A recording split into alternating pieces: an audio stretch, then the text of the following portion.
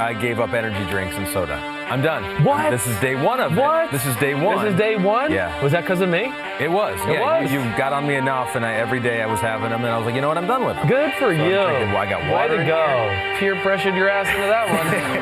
Peer pressured your ass on Did. that one. I mean, we don't really know. What are you drinking there? You probably put your energy drink in that damn red mug. No. Just to hide it from me. 1 week. One water? 7 days of energy drink free. It's water. You doing okay? You feeling good? Did you have I'm not doing that Did great, you have the no. shakes? Like, did they have to lock you in your room at I night? did have a couple headaches. Let's strap them to the bed. Yeah. And let them sweat it out. And trust me, I've gone into like a 7-Eleven or like a CVS, and I've stared at them. You've I been was like, you know oh, what? man. I was in New York at the Belmont this past weekend. I was just walking around by our hotel, and there was a CVS right there, and it was kind of one of those things. I had a headache, and it was like early in the morning, and I was like, I was looking at the Monster energy drinks right there, and I go, you know what? Damn. No, I'm 5 days in. That's willpower right there. I would have to tell Chris that I failed. Yes. I don't want to do that. Okay, good. At least not yet. Good. Don't do that yet. You look so cute in red, by the way. Gosh, you look red's cute. my best It's really color. nice that you had a matching water mug to go with it, too. It's really cool. Red so is- nautical. Red is my best color by far. Yes. Green makes me look weird. Red is where I'm at. I feel like black is a pretty good color for you. Well, I just keep it simple. I know my strengths. But, I mean, you're looking like Tiger Woods on Sunday. It's a big day for you. You're the leader. In the now I clubhouse. feel like you're hitting on me a little bit. No, though. I'm not. Okay, Don't worry. All right, good. Don't worry. I don't think you're that handsome. Don't worry.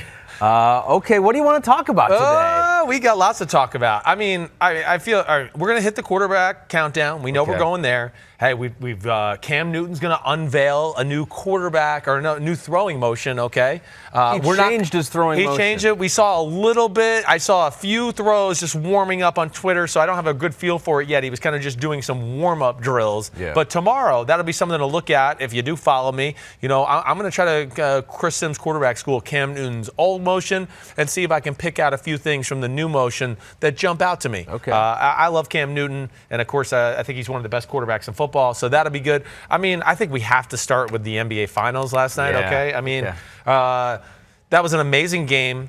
Crazy turn of events with Kevin Durant. You get up early. I do get up early. I would stay up. I love NBA basketball, so I'm going to stay up for the NBA Finals. It hurt me, and like the timeout sequence that everybody that is making a big deal about, So, right? yeah, like it was about 3 minutes to go in the game. 3:43 maybe, somewhere in there. Raptors were on a huge run. Right. It was like they were taking over. The crowd was loud. The Kawhi Warriors had 10 straight points, I believe. The Warriors had taken a timeout, Yeah. and then the Raptors came out and still scored. And there's about 3 minutes to go, and there was a timeout. And at that point, I was watching it too, and the Warriors had one timeout left. Right. And I go, wow. Steve Kerr used his last timeout with 3 minutes to go in the game just to break the momentum. And it was like, well, no. Raptors called that timeout. Fast forward, Warriors go on a 9-0 run. It was weird. It was weird. And Nick Nurse said afterwards, he goes, I used it because if under 3, you're going to lose those timeouts anyway. I thought my guys needed a break. Right. I mean, the Warriors needed a break more than the Raptors did Yeah, at that point. it seemed it. And I was kind of like brushing my teeth, getting ready to get in bed as that was going on. And I was like, I didn't even know who had called the timeout until after, I think, the commercial break or whatever, when they came out and they talked about it, or at least made reference to it. And I was like, wait, the Raptors called timeout? I don't understand. And I mean, that's one of those things where I go, I mean, what came into play there? Is there analytics throughout the year that show like it's smart to do that? You know, that's just one of those things. First of all, I'm going to rely on a famous Ray Lewis quote, okay? Yeah. Momentum is real, okay? It is real. I mean, there's no doubt about that. Yeah, you can't quantify it. There's nothing to say there, but you and I were watching the game along with the rest of America. It was weird. And we saw that one team was executing at a higher level than the other team, making a run. Damn it, I dropped my pen. That certainly seemed to slow down the rhythm of that. And why take the timeout? I don't know. And I know he said the logic there, but is there more logic to that, or just strictly, we're going to lose the timeout, so I figured we'd rest and do it right there? It felt weird, and I do know that NBA teams are more cognizant of the rest and how much rest they need. Yeah. You know, and how in the sequence of the game, and if you're at the end of the game, maybe it is beneficial, but you're also helping out the other team too. It's not like they don't get to rest during the timeout. So when you played, Did you feel it? Because I feel like we say that a lot. It's like, wow, this team has the momentum, and then all of a sudden it turns like that, and the other team has momentum. So it's like, wow, did it really matter at all? When you played, what did you feel about momentum when you were rolling? Was it real or was it not real? You know what? First of all, we should ask my dad when he comes on. We didn't preview him. He's coming on. The big will be here in a minute, too. And he certainly would be able to speak about momentum probably better than I do. But it is real. It's hard to kind of like put it into words, I guess. But there were just a number of situations, and, you know, I can go back to high school, college, the NFL, whatever it may be, where, okay, let's say, I remember I played the Chicago Bears in 2005. We started the game off. We couldn't do anything moving the football.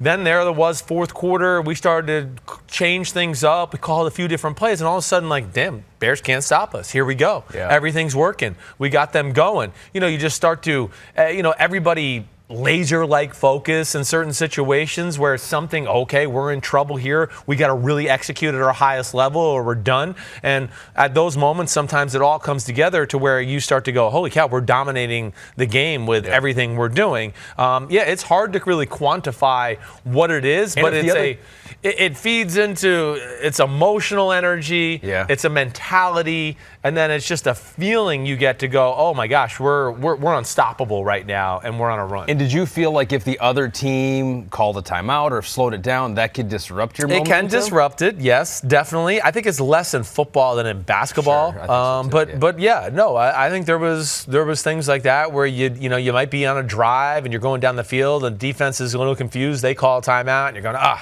I wish they didn't call the timeout. I felt like we were in a good rhythm. Gruden on the sidelines calling plays was in a rhythm calling plays. Now you get in a timeout, the coach can start to overthink things or whatever it may be, or the defense readjusts their game plan, and all of a sudden, oh gosh, our momentum's gone and things have changed that way. So it's a very real part of football, and it's a very real part of sports, and we saw it last night. Raptors lost. Still got a Who you picking? Who are you still going to go there?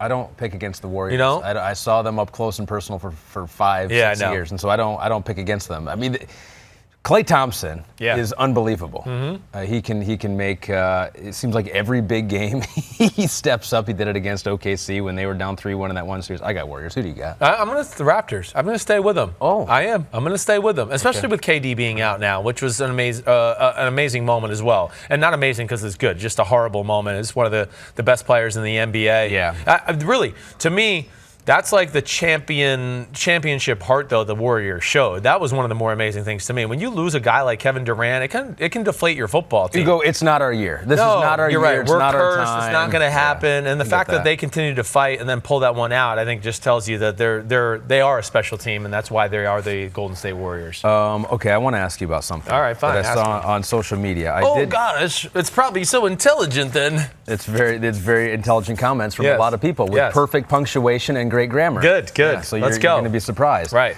You guys came out with your best scrambling quarterback. Yeah. You did a live draft on PFT with Mike Florio.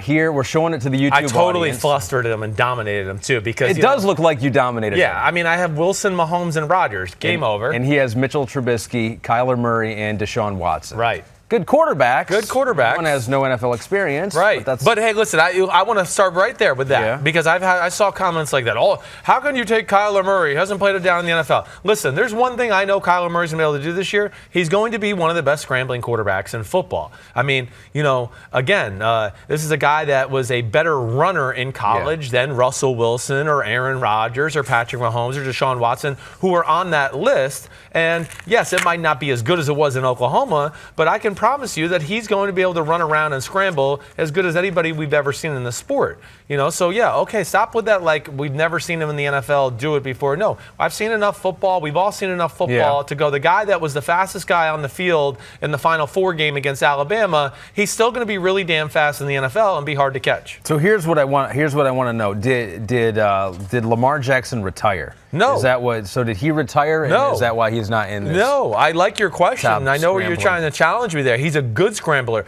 I look at Lamar Jackson, though, as a runner right now, not a scrambler. A scrambler is different than to me. I think that's where, we have to explain that to people a little bit. I look at it as a scrambler. First of all, the greatest scrambler of all time, or the guy who was always known as the scrambler. Ooh, let me guess.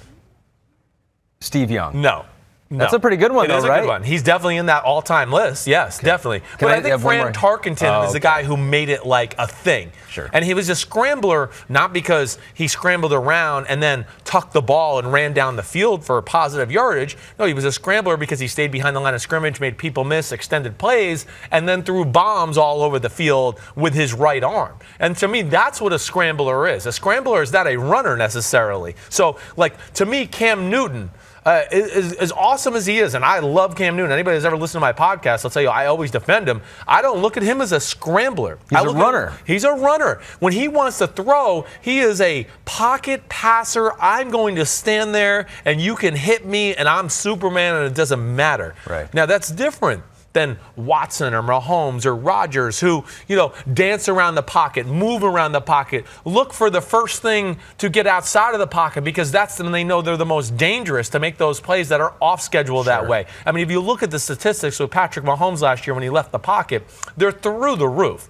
It's really one of the big things every good defense that played Kansas City was worried about. If you stop Mahomes scrambling, especially to the right side, it limited the amount of big plays that came within the Kansas City offense. So I made a list of my top 5 scramblers in football now. Okay. Right. So wait, did you take in this draft? Did you take Aaron Rodgers first? Or no, I took him 3rd. Wow, he lasted that long? I know. He didn't. I went with Russell Wilson number 1, and he is my number 1 scrambler in football right now. Okay. Let's go through your list. Yeah, Don't give it away. Okay, Sorry. well, he's number 1. It's okay. We're going to go top down. I was going to go to number 1 down. So we'll have the big reveal at number 5. Big reveal at number 5. Ooh, it's going to get people. Gonna be number 5? Did I mess up? Should I go the other way? No, that's fine. Okay. That's fine.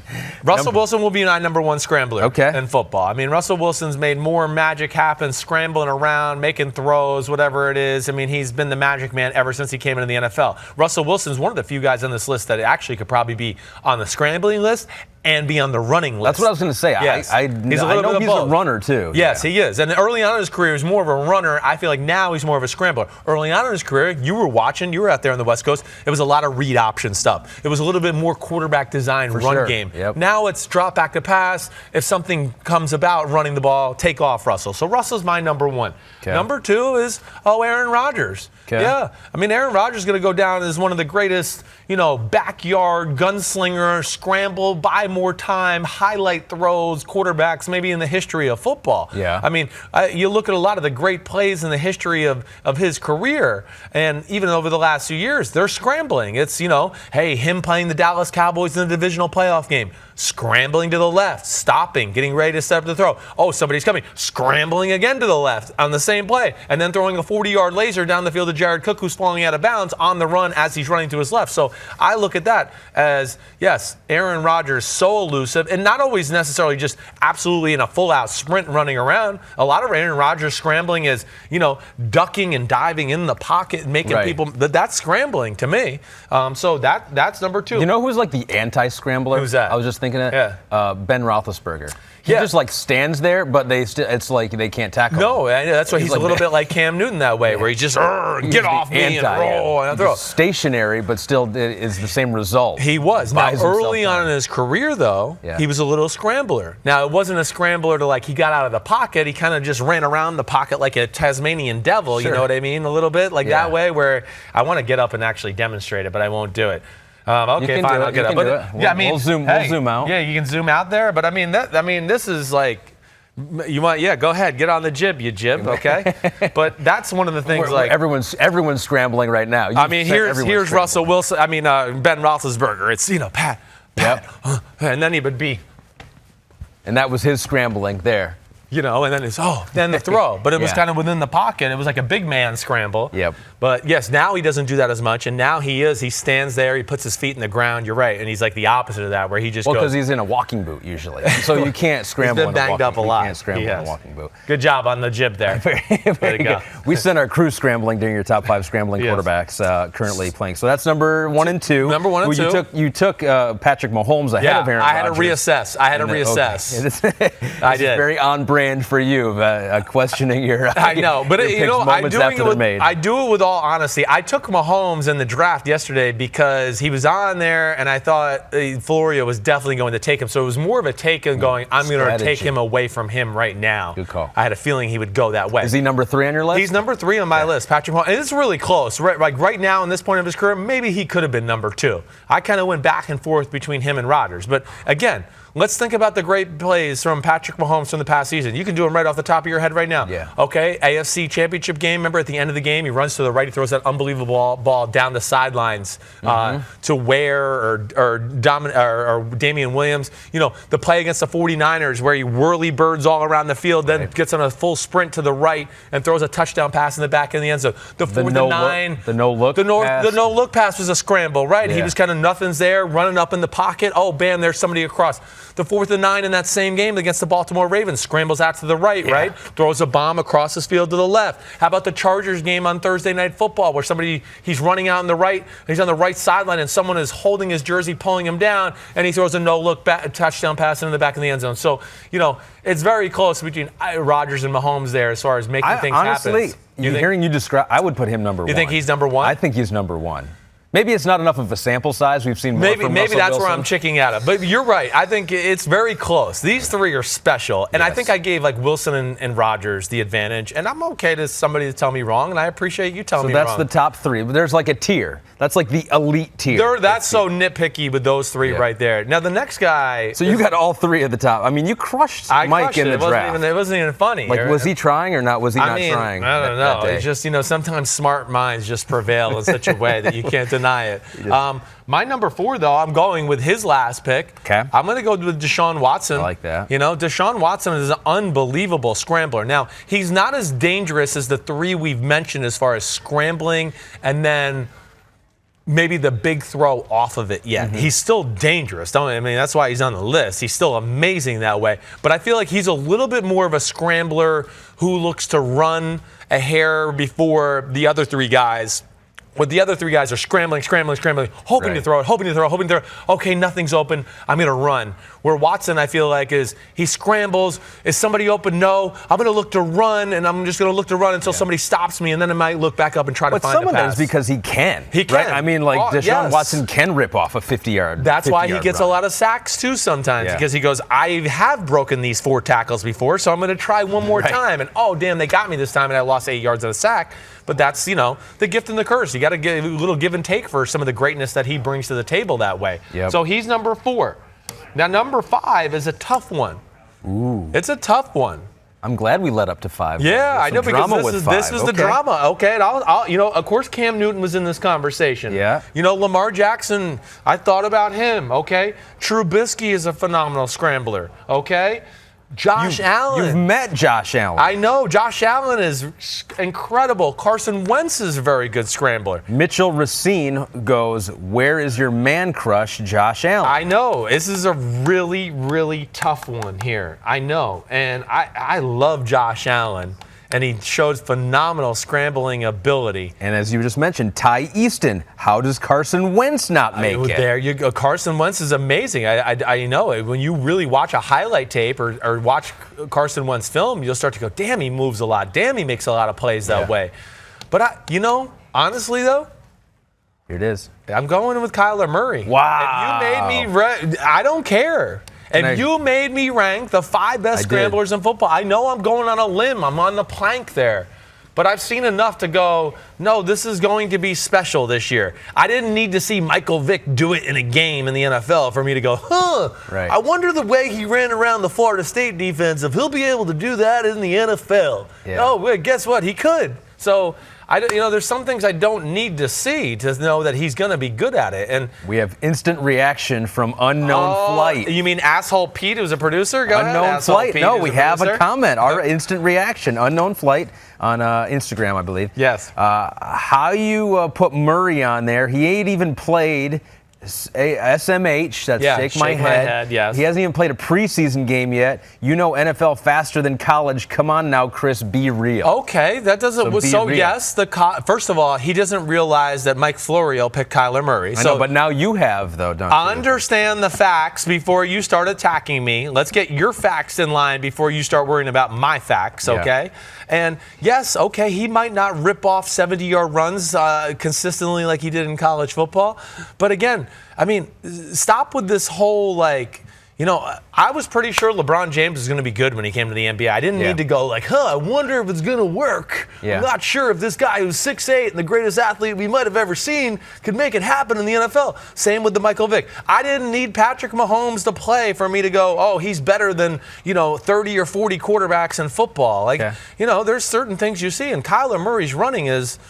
It's off the charts. It's as good as anybody I've ever seen other than Michael Vick coming out of college. So, yeah, I'm putting him in the top 5 scramblers in the NFL right now. I'm putting him there, and it did hurt me to leave Josh Allen out. Dad, are you there? Are you listening to me, Dad? Oh, am I listening? Holy Christ, you ever going to shut up?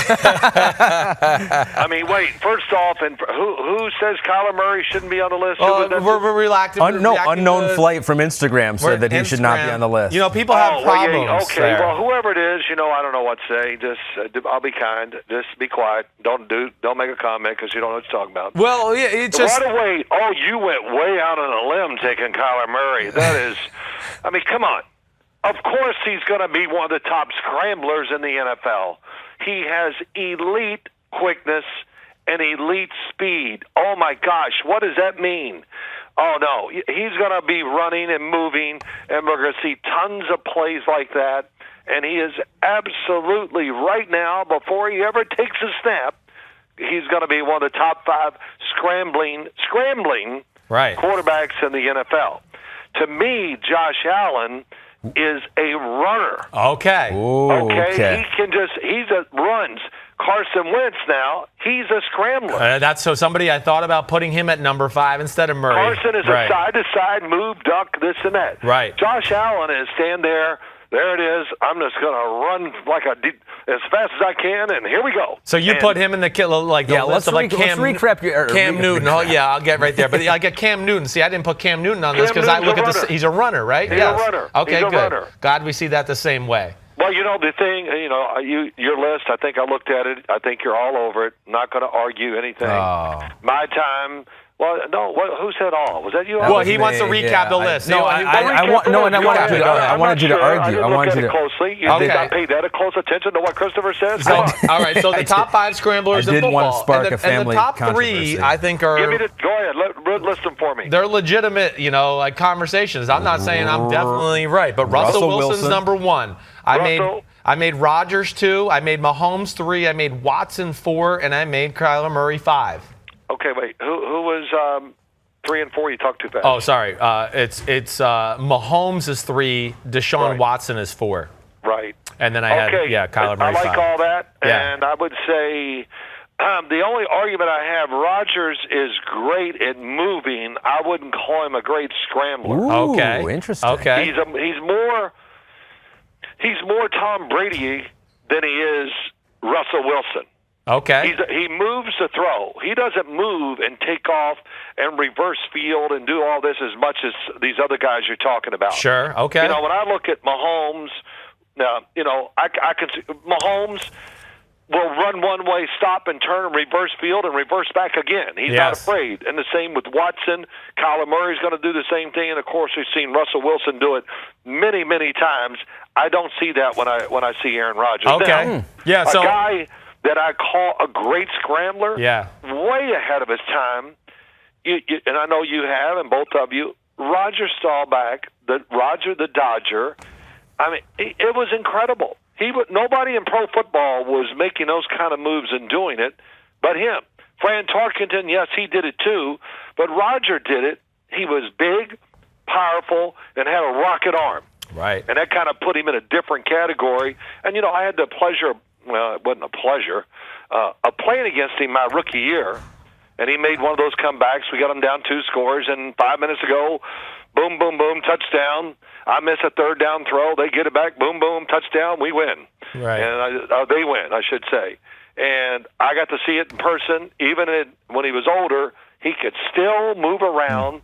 And if you ever watch him at Notre Dame, At Navy. I'm sorry, at Navy. Yep. Well, yeah, it looked like Notre Dame uniforms. That's what got me. At Navy, his scrambling was incredible.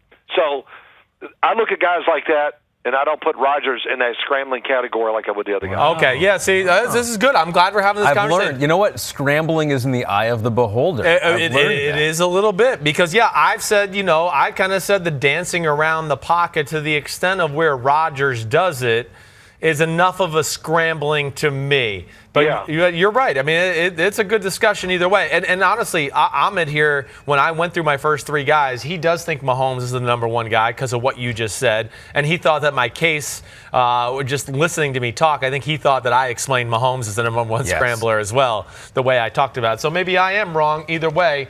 That is a good combo. Well, the list you made will change, and it's going to change fairly quick. I think you see...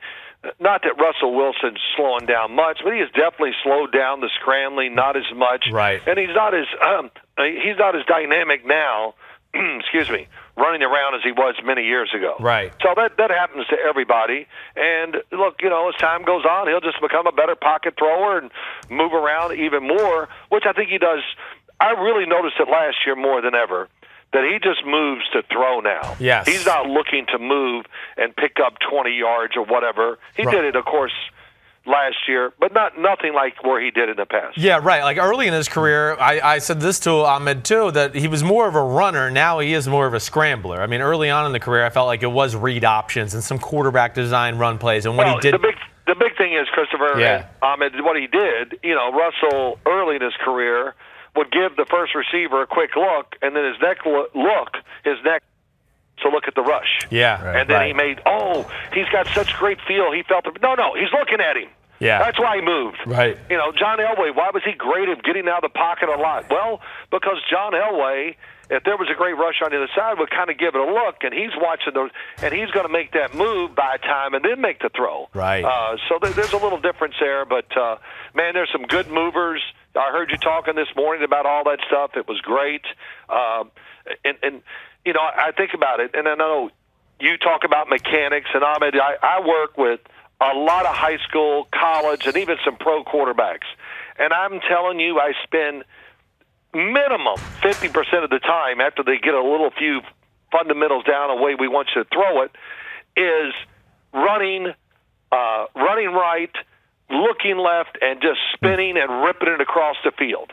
Running left, throw it right across the field. Throw off of 1 foot. Throw it sidearm. Do this. I mean, that is life in the NFL now, right? Yeah. It's and once you learn, and I got so many things today. Go ahead, spit them out. When you guys were talking about Cam Newton's going to change his motion, and I love him. Oh, you can't change people's motion. Shut up. You're wrong. Oh, I'm going to tell Corey you said that. No, I was going to say that too, but now I won't say that. No. It's such bull. Why wouldn't you want to change your motion? You get in the pros, unless you're great right away, you got to find a better way. All pros adapt a little bit, and I can see it because that's what I do, but I adapted. I changed my motion. I was a really high release, over-the-top thrower, and then I got up in Giant Stadium and going, holy caramba, this wind. Yeah. So I changed my grip. I changed the way I threw the ball, held it, everything, because I was dealing with elements. And when you get in the pros, you realize that accuracy is everything. Yes. So you're going to find a way to control the ball, and that means most of the time you're going to make slight adjustments to your throwing motion. So you guys, you said it. Aaron Rodgers, Tom Brady, Tony Romo worked on his constantly. Sure, good one. I've watched Ben Roethlisberger motion change as his career went along. Right. It just got smoother, better, more powerful. And again, if I can do it with high school kids and see unbelievable changes. And you said, 1,500 throws, Christopher? I said, 1,500, right, to make a muscle memory? That's not right. No, what is it? It takes at least 10,000. 10,000? Oh, wow. So even more than that. No. Don't say wow. Yeah. 10,000 is nothing. You're right. It is nothing. It's a few weeks of throwing. If you come with us, right. It doesn't take long. But, you get 200 to 300 throws. They don't have to be all out every day. and all of a sudden you could change an NFL quarterback from when the season's over, by the time he comes to OTAs, certain guys, you could change them dramatically in that time if they're willing to do it and if they're willing to put in the time. And if they're naturally a thrower to begin with. You got to be a thrower. You're right. You made great comments. Right. That's the one thing I think why people say that too much is because they look at guys like Tim Tebow and all these other guys where I go, yeah, but they could never really throw to the standard we're talking about. No, he wasn't meant to be a pocket quarterback, whatever. And the problem with Tim Tebow, the other thing is he had 19,000 coaches teaching him to throw. Yeah, right. And I always say to one of them, just tell me one thing. What are you going to do to make it better? Just give me one hint. Well, we're going to work on his feet. That's always I love. Oh, really? Really? So he's going to throw the football down the field with his feet. I love that. Yeah. Which would be awesome. How cool would that be? Would be great. But, going to work for his feet. Oh, then I love this one on ESPN a couple years ago. What are you doing to so-and-so? Who was the quarterback? Let me think. It was a big star. It was Johnny Manziel. Right. Well, we're trying to get him to marry his feet to his eyes. And I go, oh, my God, let me turn the station over. Marry his feet to his eyes? Oh, a great step. Oh, yeah, that's great. It's West Coast offense stuff right there. That's what they say. I don't know who. No, it's made up baloney. That's all it is. It's baloney. Hey, I just threw with a bunch of New York City quarterbacks yesterday. Yeah. And we get there, and I'm talking, and most of them knew me already. And I said, look, what do we want to do as a quarterback? What's one thing we want to just keep getting better at? And one of them had thrown with me. He goes, we want to throw it harder. I said, that's right. Everybody wants to throw it harder. So, there's certain things you do to make you throw it harder. Because why do you want to do that? Well, because it's just part of being a quarterback. You like throwing it hard, right, Christopher? Right, definitely. But when you can throw it as hard as you can throw it and know that you're going to control it, then I'm telling you, you're the man. Right. That's it. Right. Some guys throw it as hard as they can, and you got to give helmets to the first and second row of the stands because it might go in there. Right. But once you can really let it go and control it, your personality will change. Your decision-making will change dramatically. Right. Your confidence goes up, and your teammates and coaches are big believers, and now they can be more creative in their design of play. Right, that's right. That's why you see Tom Brady and Aaron Rodgers walk around like they're the man, and Patrick Mahomes, because they go, it doesn't matter how hard I throw this, I can hit the bullseye. Yeah, that's so true. I mean, okay, so hey, you talked about. I wanted to ask you a few more things about the scrambling quarterbacks. Yes. Just some of the old guys, okay? Oh well, listen, Randall Cunningham. Oh, thank you. That's where I wanted to go next. I wanted you to there's three guys in your era. I mean, Cunningham, Elway, and Steve Young, who I'd like to just hear your talk about them as athletes. Well, yeah. Listen, Randall Cunningham just was ahead of his time too. Yeah. In other words, my gosh, what would he be now? He would be the first pick of the NFL draft. Right. Because he's 6'4", he can really run, right, and he can scramble too, and he's got an arm that's a howitzer. He can really throw the ball. Right. And so Randall Cunningham, Elway, of course, he jumps out. Even if I remember being in the NFL watching him play at Stanford, how much he ran around. It was hilarious to watch him scramble and make throws. And I didn't realize it. I watched his highlights from the Super Bowl when we played in 1986. Right. I didn't think anything of John Elway. Who cares about John Elway? And then I see the highlights and go, wow, he played pretty good. Yeah. He made some throws that were, they were ridiculous. Right. Running left, stopping at the last second, and throwing about a 45-yard line drive across the field and hitting Mark Jackson or whoever was out there catching it for him. And I love that reverse spin that Elway would do. He like that patented reverse, like it would just peeking out of the corner of his eye. Yeah. You knew it was. It's like what Dad was saying. He took a peek at the rush to kind of know. That's and exactly set it up. right. Right. I learned all that from Dan Reeves. I had him from 1 year. And he said, look, John was great. If he thought there was trouble, he's going to watch that rush for a half a beat. Right. And he's going to see where trouble is, and he's going to go.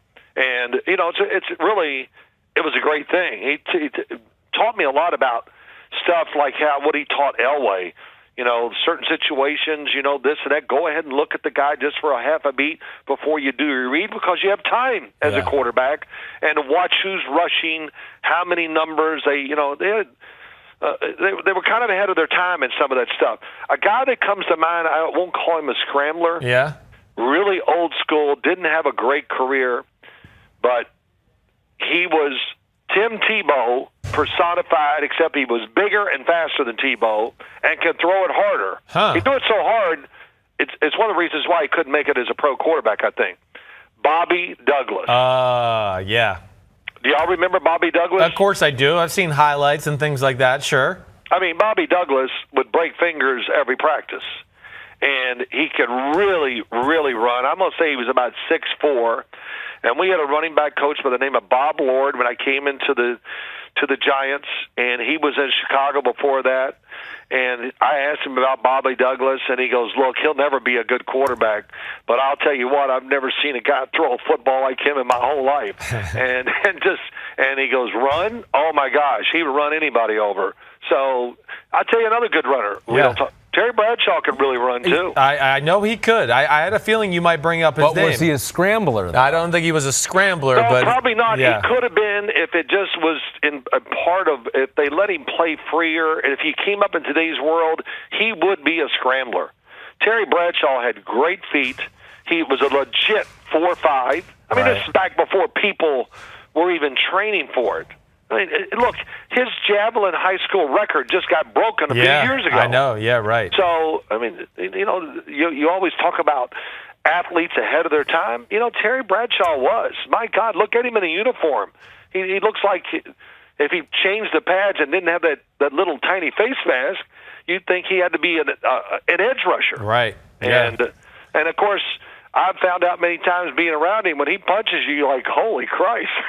Yeah, he's thick. He's part caveman, Terry Bradshaw. He's caveman. He's Neanderthal, man. It was unbelievable. And I get upset, Ahmed, sometimes when people talk about great quarterbacks and all this. I'm not saying he was a great quarterback, but he was an unbelievable player, and his name should always be mentioned when we talk. Hey, 4 Super Bowls. Yeah, 2 and MVPs. He was the man in the last 2. Right.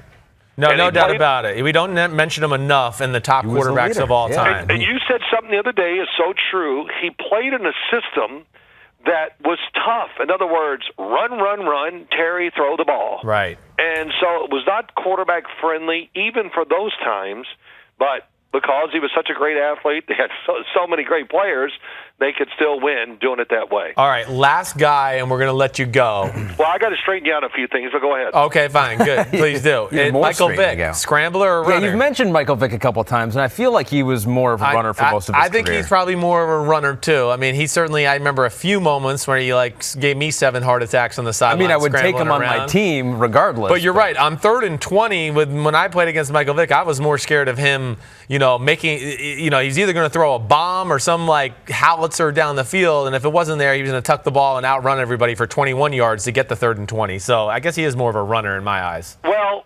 yes, I guess you could say that. It's just hard to judge it because he was so fast that he didn't have to scramble. Yeah, you're right. You wouldn't want him. You want him to be a runner. You're right, because Dad's right. He was the fastest guy in the field. Yeah. So he was the fastest guy in the NFL. Yeah. Maybe not. Maybe I don't know who was all in that era. It was pretty close. It would be up for debate. Yeah. And listen, I'll never forget that game in Atlanta, Baltimore Ravens, Michael Vick, and I think he really didn't deep down thought, man, maybe I shouldn't even play in this preseason game. Remember, he got hurt.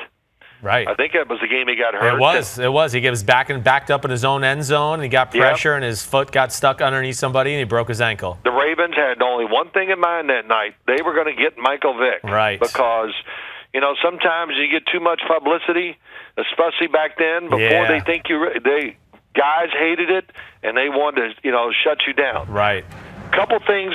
I watched the show this morning, Ahmed, with Christopher, Mike Florio. Set me straight. Christopher, congratulations. You finally won a damn, draft or whatever y'all call it. Hey, thanks. Yeah, thanks, I mean, of course. You forgot, what was the play? Another play. Atlanta throwing the ball on 1st down when the game is over in the Super Bowl. Oh, you mean the Falcons-Patriots Super Bowl? Yes. Oh, my gosh. I thought about it. Okay, I thought about it. It was the 2nd down throw I think you're thinking of. What was that? I'm thinking the 1st down. They threw the ball. He got sacked. It was, they're up 28-10. There's 4 minutes left, and I believe it. You're right. They might have thrown on 1st and 2nd down. But 2nd down for Yeah, it was sacked, and then it became completion. 3rd and long, and then they got a penalty, and it made it 3rd and longer, and they couldn't get in field goal position to where they would have just been up 31-20 with like less than 4 minutes left. So yeah, and a lot of people. What discussion was that? What we talked about today, like coaches' decisions that went wrong, right? That was one of our that backfired. That was one of our things. You know why I didn't pick that, Dad? You know why? To be totally transparent, because people bag on Kyle Shanahan for that, and I don't think that's the right thing. Well, so what? You didn't have to bag on Kyle Shanahan. No, I know, but I'm sick of hearing about it, and it's not his. It's like it'd be like New England doing the same thing, and everyone going, "Why would Josh McDaniels throw the ball there?" No one would say that. They would go, "Why would Bill Belichick do it?" But for some reason, in that conversation, we're going to blame it on the offensive coordinator when it's the head coach's job to manage the situation and tell him. The game. So and he didn't manage it, and that was wrong on him. And for some reason, Kyle Shanahan consistently gets put in that. I really like the way Kyle handled that, because he got hired with the 49ers right after that. And they go, if you could go back and change that, would you? And he goes, absolutely. Yeah. Why wouldn't I? Yeah. He said all the right things. The most honest answer. It was the most honest answer about that whole play. I played for, I think, one of the greatest game managing coaches in history, and that was Bill Parcells. And I'd be out there on the field, and I'm thinking, here it comes. And I could see him on the sideline going, I won't say exactly what he would say, beep, beep, beep, beep, beep. Run the ball. Right. And I just go, okay, here we go. And because he was managing the game, here comes the play call. It's going to be a pass. He goes, no. He's looking at the clock. He's already calculated it and what it means, and boom, So, that's up to the head coach for play calls. You can always override offense or defensive play call. Right. The other thing, Joe Pisarcik, the fumble for you, Christopher. Yeah. Here's why. He fumbled the snap a little bit. Right. But they called a running play to give it to Larry Zonka. Everybody's going kneel on the ball. He says, I can't. Coach said we got to run it. Boom, boom, boom. Larry Zonka said to Joe Pisarcik, if you hand it to me, I'm not taking it. And Joe took the ball, kind of fumbled, and still trying to hand it off instead of just falling on it. And there we go. And you're right. That's why I became a New York Giant, because the Giants had the league stepped in and made them hire a general manager who happened to be George Young. Right. And the last thing is, I'm teaching you things. Yeah, please do, old wise one. This is what I do. Ahmed, you got kids? I do, yeah, 2 kids. 2 young kids, yep. Young? So you got to teach them, right? You got to teach them. Yeah. Well, Bill O'Brien, you're right. Of course, he wants the Patriots atmosphere and culture down there in Houston. Right. But, I've been there, and it's you're in that stadium, and you're a player, you walk out there, it's always something going on. And there's people everywhere all the time. The players are not secluded enough. I know the way they want it and everything like that. So that is a distraction. You walk out in the hallway during a break to go to lunch, and, the Rockettes are walking by you because they're doing a show that night in the stadium. Oh, so you think it's too much of a circus surrounding the organization that makes Billy O'Brien frustrated with the things, right? I'm not putting words in his mouth or anything. Yeah, it drives me crazy. Yeah, right. Well, we know Billy O'Brien to know that he's a no-nonsense football, in-your-face, this is the truth of the matter. So, yeah, I would imagine that would drive him crazy as well. Yeah, and I'm just surprised. You're down in Houston. There you are. Mm-hmm. Then why don't they build a complex away from there where they can get all those distractions out of the way? Right. When I'm in New England, I hate to always go to New England. Ahmed, I'll just tell you this. Yeah. I did many games, probably about 50 of them or 60 up in New England. Yep. And when I walk down the hallways that the players are going out to practice, you don't see a worker in the stadium there. Right. You go to the practice field, and I'm telling you, there's nobody there except the players and coaches, right, and me and Jim Nance. Maybe one other guy on our crew could come, and that's it. Right. No friends, no people hanging out. Bob Kraft couldn't bring out 9 of his buddies to watch, and it was, all business. And I know when I read and just follow it that Billy O'Brien, hey, he'll quit. It's going to drive him crazy, but he's going to get that thing at least in order where they can give themselves a greater chance. Did you think by any chance last year when they were in the playoffs that they were going to do anything special? No, I did not. No, it was all, yes, right. It was just all, gosh, can they pull another one out? What can Watson do to maybe pull magic out to win the game? You're right. It would be all luck, just not luck, but yeah, can he make great plays and this and that? And so they got to correct some of those problems they have with personnel, picking people up, which is such a big deal, and getting those the radar free agents and just do a better job there. I think that's one of their weaknesses. They're just not hitting on those under the radar, the second-tier free agents. Right, agreed. I think that's definitely one of the big problems and probably why he was unhappy. I'm with you there. Hey, Ahmed, anything else I need to straighten him out on? No, I mean, there always is. We don't have a long enough show today. Right? Hey, I could go through a laundry list. We can only do one at a time, so we'll just do the best we can. Hey, Dad, you the man. Seriously, that was a fun conversation. I really enjoyed it. You guys have a great day. Good talking to you. See you, Dad. Be good, man. Oh, so I mean, so that was good. He challenged me on my scrambling thing with Rodgers, and that Houston needs to, have. The thing is with the Patriots is that they're not allowed to have friends, and so you don't have to worry about friends hanging out. That's a rule from Belichick is that if you're a Patriot, you have no friends. Well, it's part of the culture. When you're there to do football, it's football time, and they don't want romper room or show and tell or family day or bring your kid to work day. Right. That shit doesn't go down. Excuse me. Yeah. I got the black lung pop. Okay. But my dad back in the day with Parcells when he was the coach, if he wanted to bring me to practice on Saturday, I could sense at 7 years old he was nervous about bringing me on a Saturday walkthrough. I knew he was nervous. I could feel it in him. Yeah. Because of Bill. Because of the way it was around the Giants. And even during the walkthrough, here's my dad. He's won a Super Bowl. He's a starting quarterback. He'd put me in the stands in the walkthrough and keep me away. Hey, it's a walkthrough, and we're done. I'll have a catch with you out on the field after. But stay up here for now. And that's the way. When it's an organization that's all football all the time, it's a business, and that's the way it's run, and that's why the Giants have been a successful organization too. I loved it. I loved it, and getting a little more clarity on a runner or a scrambler and the crossover between. Can I do? Yeah. You can do anything. Can we see? So where are we right now in your countdown? We're today. Your quarterback countdown. We're going to go to number 22. So we're up to 22. Your last few are 27 are Jameis Winston. Then you had Andy Dalton. Then you had Joe Flacco. And then you had Kyler Murray at 24. Even though he hasn't even played an NFL preseason game. Yep. And then you had Josh Allen, your buddy, at 23, who I thought would shoot up to the top 10. I thought that was a rule. Once you talk to someone, they go into your top 10. It shows you I don't show bias. I don't show personal bias. I cannot be persuaded. I cannot be bought. I stay true to my football convictions no matter who you are and what your charm is, okay? It's because you've met too many people. Well, you have to move them all up. You know what? You are right about that. You know what's crazy? I was watching the 1997 Quarterback Challenge the other day, and because I'm a nerd like that, and it was on the NFL channel, and I was like, damn. I was like, holy cow, I was at this Quarterback Challenge. And it was like a cool day for me. My dad, he was just out of the NFL. He was announcing it. He was doing that. But I remember, I'm sitting there in the tent with the quarterbacks. I'm in high school. I'm in awe. And I caught passes from Brett Favre that day as he wanted to warm up before he went out, and Dan Marino and Vinny Testaverde. Oh, man. And I know. And I remember, and I just had one of those moments where I was sitting there watching it going, damn, I caught passes from Brett Favre. And you're like, you know what I got to do? Work on my arm strength. Yeah, right. That was apparent. I was scared catching the ball from him and Marino.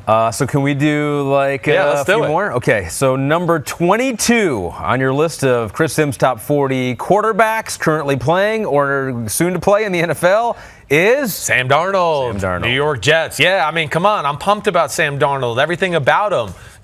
Hey, I'll be totally transparent.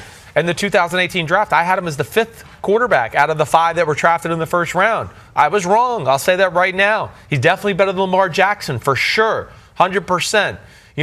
At this point, he's certainly better than Josh Rosen. It's hard to evaluate Rosen. So I know I was wrong. But I also clarified at the time that, I always thought Sam Darnold was a top 20 pick and certainly worthy of, being in that top quarterback conversation. But damn, Sam Darnold showed me a lot last year. Yeah. I think the thing that jumps out to me, Ahmed, he's got phenomenal feet. Right? He can really dance around the pocket, borderline scrambler, dancer in the pocket. Mm-hmm. I don't know what you want to say there, but totally comfortable in that environment when it does become backyard football. That's where he became famous at USC with some of those games where he's scrambling around, making plays. Right. But he's got a great feel within the pocket, a lot like a Brady where, he knows when to push up, he sees the proper lanes, and while doing it, he can keep his eyes down the field, and he's got a really quick release. I mean, a really quick release. For a guy that kind of drops the ball, he really can get it up and get it out in a hurry. And as far as the intermediate to short passing game,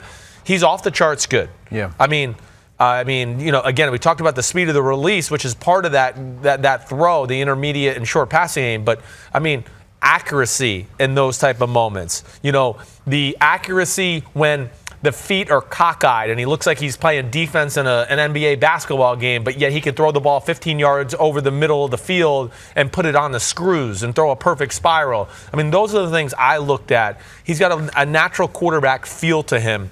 I'm not blown away by his arm. His arm's good. I wish I could see a few more game-changing, big-type throws down the field. I think that can come, but that would maybe be one little question mark I have about him at this point. But, man, the Jets got to be pumped with what they got with Sam Darnold. So what'd you make of this? I mean, he's super young. He just turned 22 years old. And what do you make of it? He had the foot injury. Yeah. He missed those 3 games. Yeah. And then came back after that and was so much better. Superb. It was almost like he needed that rest. Right. He threw for 761 yards in those 3 games, 5 touchdowns, no interceptions, 63%.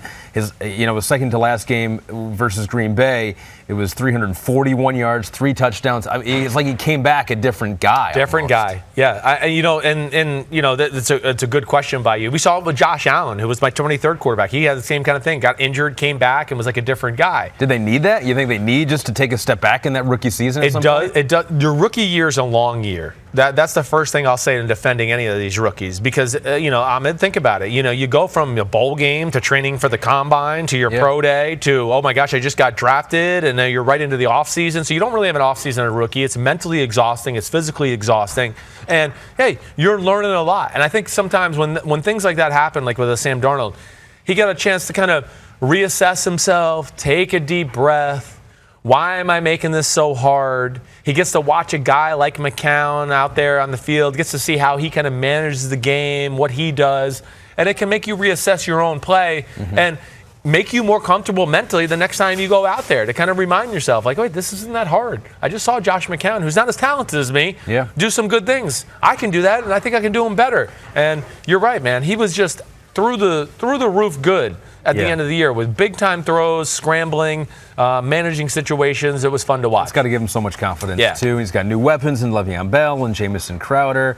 And his grandfather was Dick Hammer, who was a Marlboro man in the 70s. Isn't that amazing? That's pretty good. I asked him about it once, actually. What did he say about it? Well, yeah. I mean, the guy, he's the first Marlboro man. He was the first one. The first one, right. And... yeah, I mean, come on. I mean, is there really a better name in the history of mankind than Dick Hammer? I mean, I feel like you have to live up to a certain expectation when you have that name. I don't want to get too gross here, but I mean, I sound like. No, absolutely. I mean, when that's your name, it's just like, damn, you better bring the hammer. The three most likely players to have smoked a cigarette on the sideline during an NFL game. My top 3, number 3, Brett Favre. I think that I could see that of happening. I hear you. Number 2, Larry Zonka. I never saw Larry Zonka play, but I feel like he looks like he could be like, give me the ball up the middle. Yeah. And I watched American Gladiators too with him. I loved that show. Yeah. Honestly, that was a good show. That was one of my favorite shows. I liked it growing up too. I'm with you. I used to watch it. Do you remember the theme song? Oh, I know. Gosh, go ahead, do it. I can't.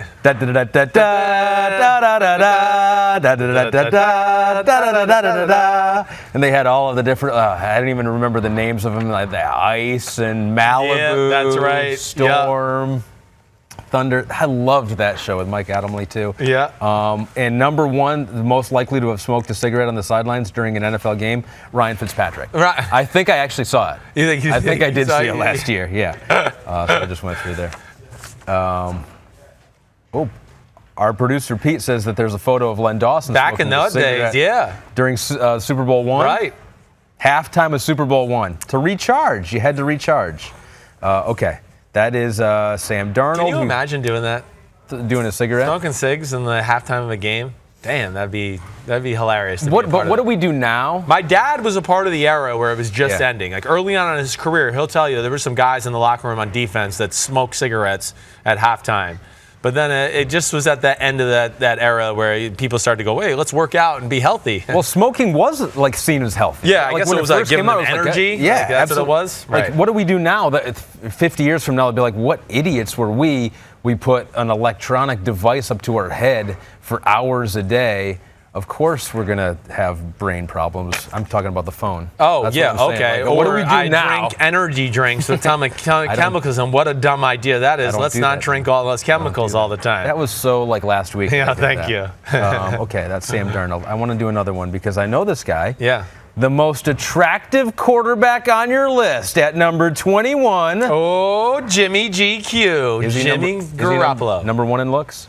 He's up there. You're right. He's a handsome guy. I can't deny. I don't think he's more handsome than Tom Brady, though. I'm sorry. I mean, Tom Brady's kind of perfect. Have you seen his chin? Okay. A little overrated, but okay. Okay, maybe a little overrated, but still he's winning the quarterback handsome list. Okay, but back to topic with Jimmy Garoppolo. Man, Jimmy Garoppolo, hey, there's a lot of things I like about his game as well. I think, first off, a little like we talked with Sam Darnold, has great feet. I thought that was one thing that I did not like about this past season a little bit. Footwork got a little lazy to me. Throwing the ball mechanically too many times with what I would call a hitch step, without a hitch step, throwing the football, getting back to the top of his drop and just letting his feet be, cemented in the ground flat, and then trying to throw a ball 15, 20 yards down the field. And it led to some errant throws in some situations, which concerned me. He only played a couple of games. I know, he only played 3. I'm basing it off the Minnesota. I'm basing it off the Detroit Lion game where there was a few here and there. And even the Kansas City. But just things, I'm being nitpicky. And that's what it is here now. Sure. We're talking about, come on, the best quarterbacks on the planet here. I'm nitpicking between little things that I see and don't see.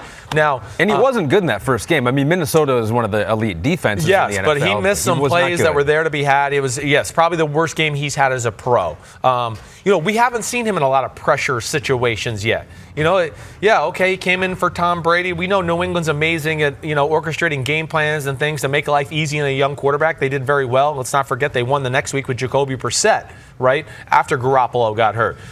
Comes into San Francisco, saves the day, gets 6 wins, but they were 0-10 when he got there. So, that there was no pressure in that season. He was almost like, hey, here's Captain America, come save the day. Right. So that was all positive. We haven't really seen him in crunch time NFL, consistent week after week football yet. That would be my big question. And, one of the things I'll say about him, he's good at everything. I don't know if there's one glaring thing I look at to go, ooh, he is great at this. And I don't know if there's one glaring thing that I look at and go, ooh, he's really horrible at this. I do know that when I go back and I make these lists and study them, I'm more impressed with his scrambling and ability to, attack the line of scrimmage and then, oh, gosh, there's nowhere to run and find a receiver and get 10 yards.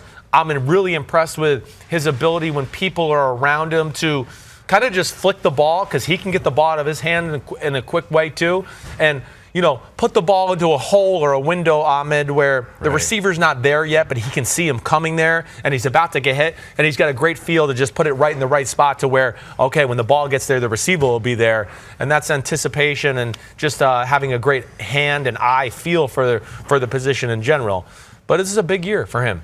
Supposed to be back to 100% by training camp from that torn ACL versus Kansas City last year. First couple games are against the Bucs and the Bengals, so kind of ease into his NFL season, so that could be good for and they him. go into Tampa. I mean, that's going to be a tough game. That's a trap game all the way. Okay. I know because you look at the Bucs and I go, yeah, San Francisco should win the game. But it is at home in Tampa. It'll be 99 degrees with 100% humidity. It's the Bruce Arians, That's true. So those are games that scare me. I'm like you. I look at it and go, the 49ers should win that game. Yeah. But those are scary games when you go across the country and got to play in an element maybe that you're not quite used to with a new vibe in the stadium. What do you think of the skilled players around him? You got George Kittle. You got Marquise Goodwin. The running backs, I mean, they got a lot of talent there with Tevin Coleman, Matt Breida, Jerick McKinnon, so they might be able to run the ball. I think so. When you look at their O-line, it's special. I mean, I know Kyle Shanahan, they're famous for their running game anyways. Garoppolo, I think, is a great fit for, coming out of play action pass. He's an aggressive decision maker. When he sees it, he just pulls the trigger and goes. I like that aspect about him, that aggressive nature. So I think it all really fits. I mean, I'll say this. Yeah, I mean, I got him as the number 21 quarterback in football. I get that. 15 last year. He dropped down. He did. He's dropped down your list. Yeah, well, he's been hurt. There's young guys in football. There's other guys that he was close to last year that, of course, played last year and played better than him, and, they were on the field. So, yeah, they go down. But this is where I'll say, this is my caveat for him. I mean, I don't know what the odds are, but right now, to me, that would be a value bet for MVP. If you maybe start going under the radar MVP picks. I said this to Mike Florio today. I mean, Carson Wentz is a guy I certainly have my eye on for that. Other than the big names, Rodgers, Breeze, Brady, all those. We know they're going to be in the conversation. Someone who's in the 50 to 1 range. Exactly. Yeah. Jimmy Garoppolo would be one of those guys I'd say, if you got some extra money going around and you might want to hit the jackpot, he'd be the guy because you talked about the weapons around him. The O-line's good. We know they're going to run the ball. The running back's pretty good with Tevin Coleman, McKinnon, like you said. But, Dante Pettis showed promise last year. Marquise Goodwin can fly deep down the field. Who's his top receiver? Kittle. George Kittle, the tight end, is probably the number one go-to guy. And then with pick 2 and 3 in this year's past draft, they get the kid out of South Carolina, Deebo Samuel, and then Jalen Hurd out of Baylor. To where I just look at the 49ers and go, ooh, watch out. That's a sneaky good skill group. And they signed Jordan Matthews to go along with it. So he's set up with success, not only because of the skill talent, but the offensive scheme. And then I think there's enough talent around him. Patriots gave him up for a second-round pick in 2018. PatsPulpit.com just listed some of the players that New England turned that pick. So they've traded that pick multiple times, New England did. Right. So here are some of the players that they have gotten good one. back. Let me hear this. Linebacker Christian Sam. Okay. Cornerback Duke Dawson. Okay. Cornerback Joe Juan Williams. Joe Juan Williams is their second-round pick this year from Vanderbilt. Those two, the last you just said, Duke Dawson and Joe Juan Williams. Yeah. They got a chance. So that's those. They got even more players from this. Go ahead. This one pick. Yeah. This is from one pick. That's why he's Bill Belichick, and they're the Patriots. They got the running back Damian Harris. Yep, okay. Offensive tackle Yadni Kajus. Okay. And quarterback Jarrett Stidham. Jarrett Stidham. And also a fourth-round pick next year. Are you kidding me? From that one pick. Yeah, that's New England. That's how they work magic. And that's incredible. I know. That's why we look at them and go, oh, they've had 7 injuries. How do they still win? It's because they have all those type of moves to add depth and – gosh, I mean, I know. That's why New England's New England, and yeah, that's amazing. We want to remind you, we thank you for listening to our podcast. We always enjoy that. Yeah. Leave comments, only good. If you have a bad comment, keep it to yourself. No, that's not true. No, we don't like them. I welcome the bad. I don't necessarily like them, but I welcome them. We'd rather you not. Just send us an email if you got a bad comment. Right. But we also got a lot of other good podcasts. On Her Turf, Off the Pitch digital series going on right now. Yeah. The Women's World Cup is happening. Team USA trying to defend their World Cup title from 4 years ago. They won in Canada. This is Off the Pitch, an 8-episode video series focused on current and former U.S. women's national team players, including Brandi Chastain, Carly Lloyd, and others. We all remember the iconic moment from Brandi Chastain. Yeah. How long ago was that now? I mean, what was that, 2002?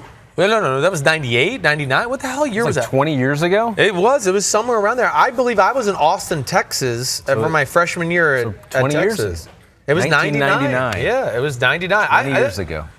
I'll say, that's like one of the iconic moments or sports moments I can remember. You remember it? Yeah, absolutely. I remember exactly. I was on a TGI Fridays in Austin, Texas on First Ave. Wow. Yeah, I can still remember going and I'm watching her take her shirt off and everyone go, oh my gosh, it's a sports bra. I've never seen that before. Whoa. It was very controversial at the time. Yeah, it was cool. And, I got a lot of respect for these girls. They got some swag.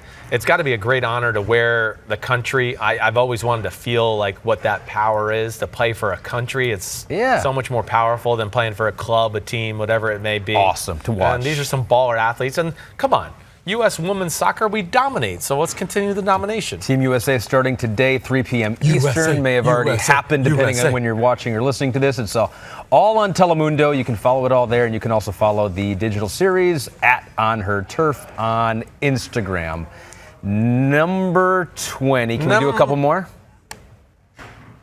Pete says, hold on. Oh, hold on. We have breaking news. We have a photo to our YouTube audience. Look at that. We do have the Len Dawson cigarette at halftime of Super Bowl I. He is smoking that shit, too. He is like, man, I need a good... that Ray Nitschke's scary. I need another drag of that shit. And we got any of the good stuff around here? The coaching staff is like, pass it. Everyone get a good hit in. Come on. We got a big second half coming up. Wow, oh, my gosh. Awesome. It's amazing.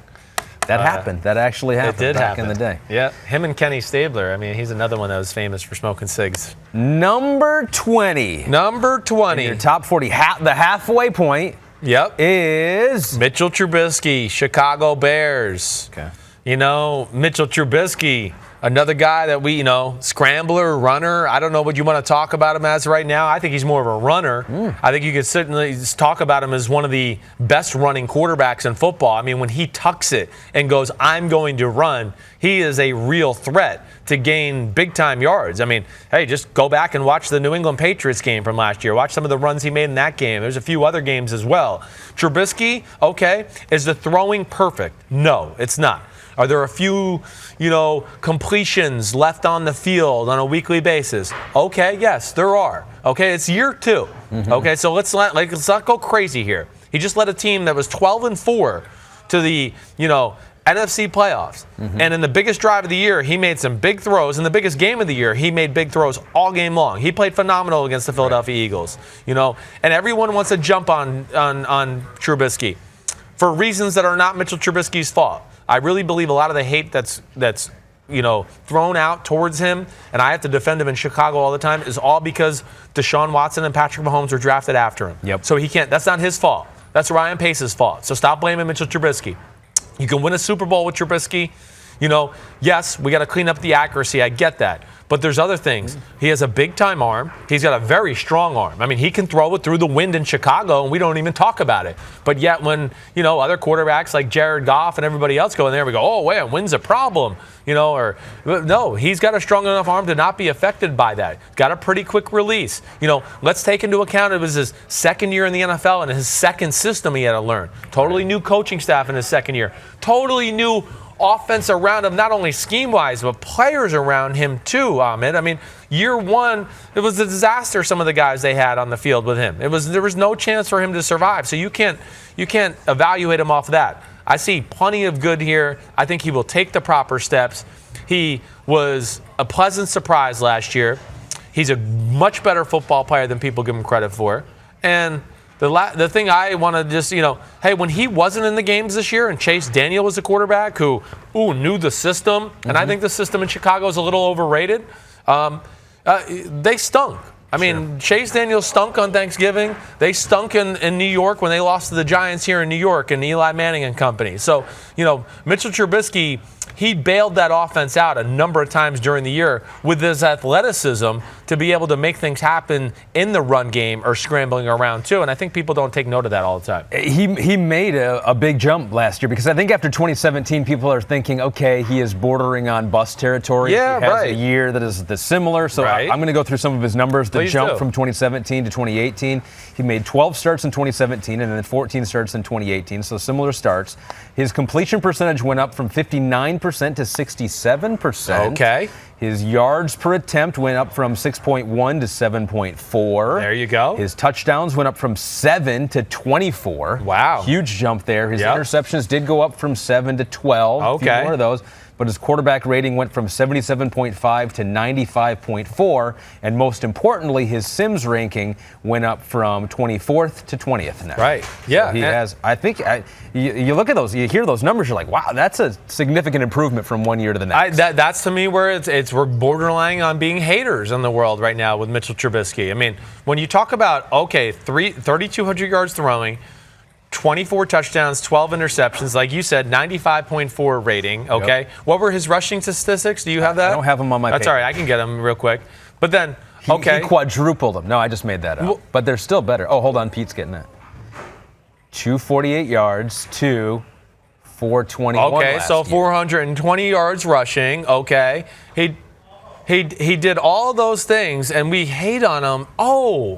And he was part of the team that was 12-4 and was this close to being the number 2 seed in the NFC playoffs. But we talk about him like they were the 9th seed in the NFC and didn't make the playoffs. And that's what bothers me sometimes. And I know it's not perfect, but he's already shown me enough that he can make it happen. And I think you'll see another jump from him this year because he's going to be a little bit more comfortable. Year 1, Ahmed, I've said this so many times. At the end of the year, go back and watch tape, everyone. Their starting wide receiver was Tariq Cohen. They had no talent around him. They had nothing.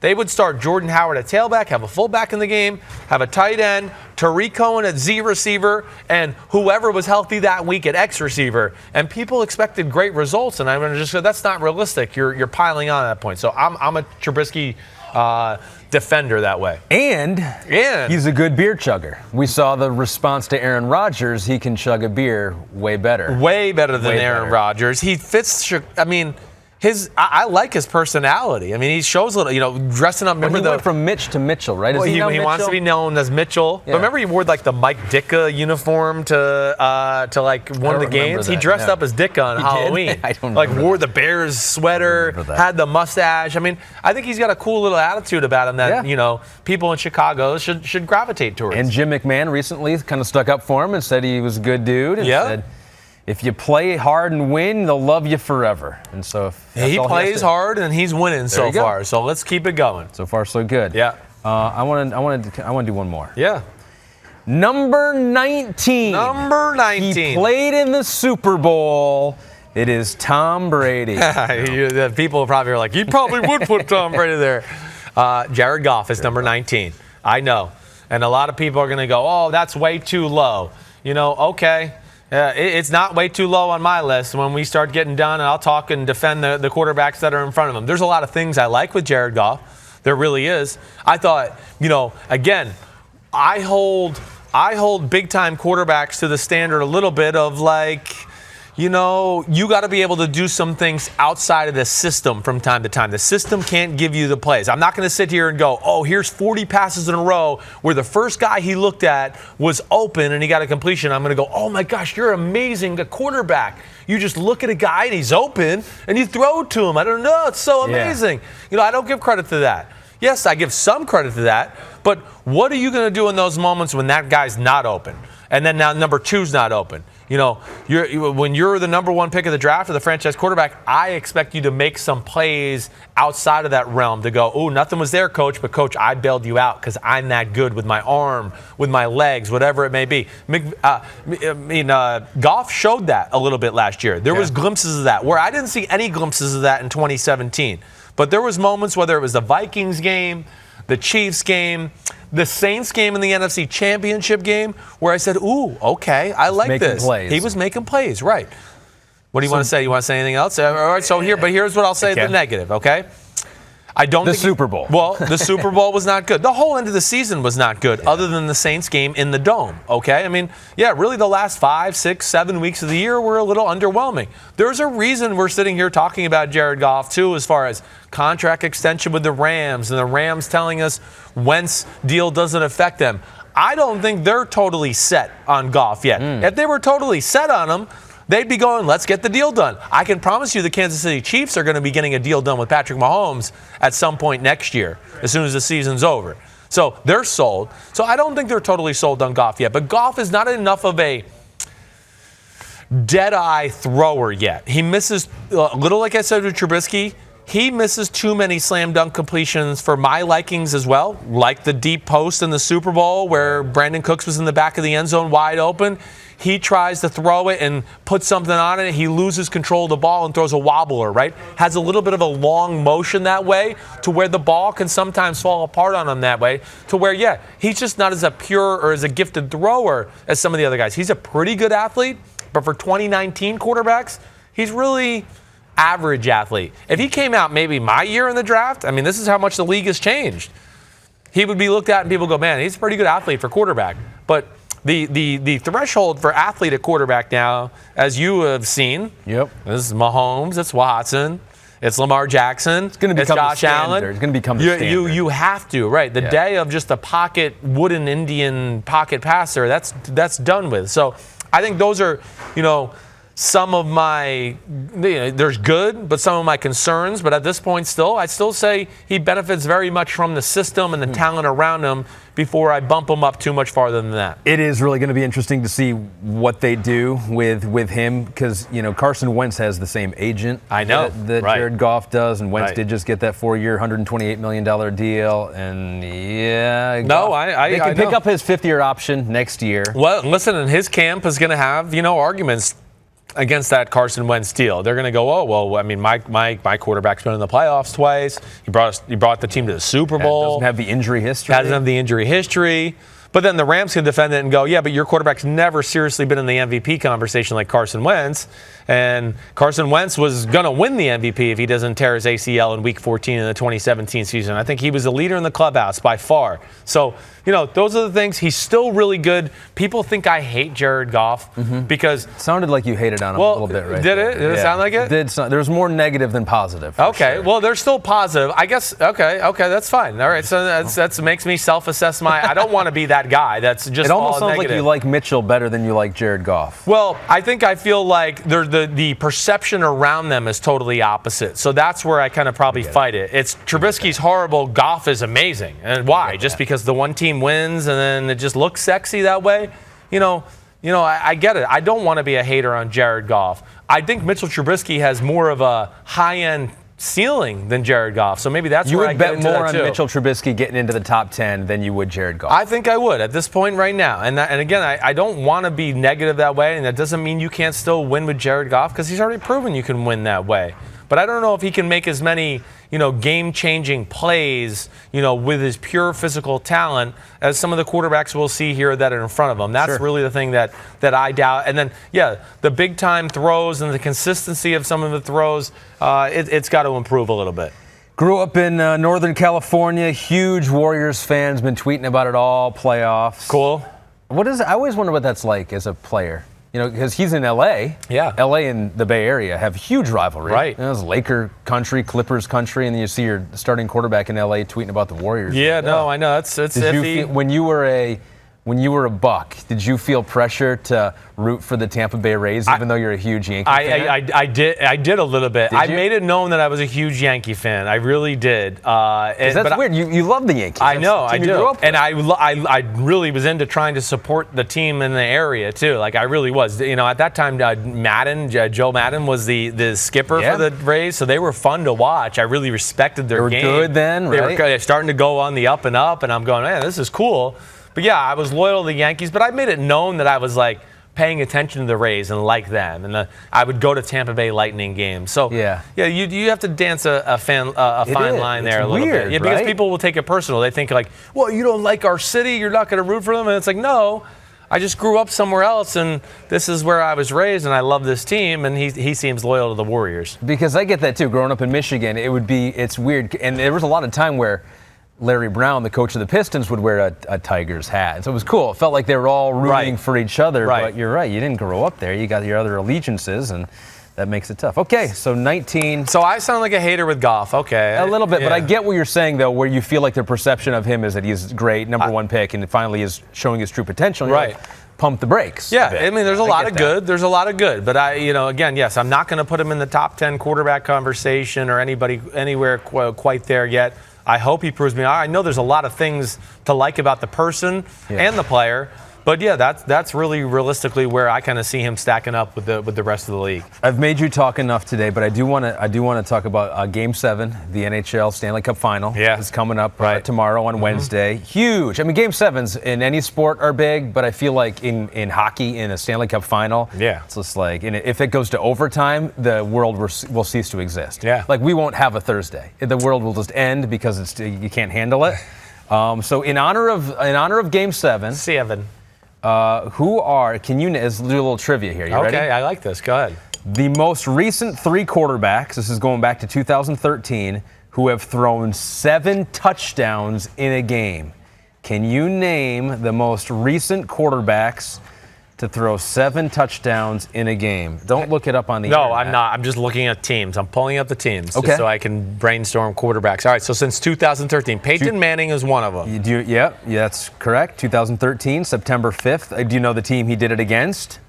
Is it the Chargers? Baltimore Ravens. Was it really? Holy 462 yards, 7 touchdowns. Oh my gosh, it's right. Week 1. Gosh, you would just, you think of revisionist history. I would never think of anybody throwing 7 touchdowns. And at that point, people thought, okay, maybe he's not washed up. They go, okay, maybe we were wrong about him being washed up. Right. Maybe he's still got something left in the tank. I know. I'm listening to you, but not really, because I'm trying to think of who that other. I know the other 7 touchdown. Drew Brees, is he in this list? Oh, he is. Good, okay. 2015 versus the No, I'm not going to be able to call it. Giants. Oh, in the game that was the 53-47 game, or 52-49. He was 40 of 50 for 511 yards and 7 touchdowns. Wow. Did throw a pick, too, though, so that was not a great game for him. Now, not a great game for him. So he won more. This one was unexpected. It's a different guy. I want to go and I want to say it was Flacco almost, but it's not Flacco. Hold on. Don't say this yet. Damn it. Who is this? I'm going to give you the year. Fine. Give me the 2013. year. It was in November of 2013. The opponent, you want me to give you the opponent? Yeah, I do. Yeah. Oakland Raiders. In Oakland, I believe. Yes, it was in Oakland. Damn, this is a really tough one. I'm at November 3rd. That's November my birthday. 3rd. That's my birthday. Is that right? Yeah, that's my father's birthday. Really? Yes. We share a birthday? So wait, he's a Super Bowl MVP, this guy? Super Bowl MVP. I just got another clue from Pete. That's why I'm saying that. Everybody knows there to be transparent. It's not like slowly coming to you in reverse order. Don't tell me anymore. Okay, so he's a Super Bowl MVP. Okay, who am I missing here? Hold on. Oh.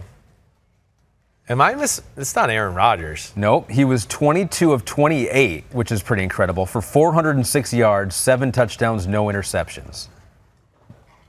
And they played the Raiders? They played the Raiders in Oakland in November on your dad's birthday and my birthday. Give me the team. Go ahead. Celebrated it together. Who is it? The team is the Eagles. The quarterback is Nick Foles. Oh, my gosh. Would you have gotten? You would not have. I would have never got it. And I was going through with Pete in my ear going Super Bowl MVPs. Nick Foles was not coming to the front of my brain there either. So that's, damn. Everyone scrambled to pick him up in fantasy, and he probably threw like 4 picks the next game. I can't believe that. I totally forgot about that game, actually. So that's unbelievable. That's in honor of Game 7 coming up Wednesday for the Stanley Cup. Who's the greatest number 7 ever? John any Elway. Sport. Yeah, okay. He's 7, he was 7, right? I can't remember numbers that not well. Not good with numbers? I can't remember. There's never been another 7. Elway, I think, would be one of the top ones. Elway's up there, right? Yeah, he definitely is. Mickey Mantle was a 7. Was he? Yeah, he's number 7. That's retired. I can't. Those are the top 7s in my arm. I'm choking under the pressure. I remember nothing. Carmelo Anthony was 7 too. Okay, he was okay. But he was just not on their status. All right. We're done. We did it. We did it. Man. What up? Ahmed Fareed, Chris Simms Unbuttoned. Hope you enjoyed. What's up? When you back, big red shirt guy? Next Tuesday. Next Tuesday. Yeah. That's great. This is awesome. We got a little rhythm. We got a rhythm together. Yep. Make sure your shirt matches your water mug again, okay, please? Or don't even bother coming here, all right? Deal. You're not invited back. All right, everybody. Peace out. Hope you enjoyed it. We'll talk to you soon. Talk to you Thursday.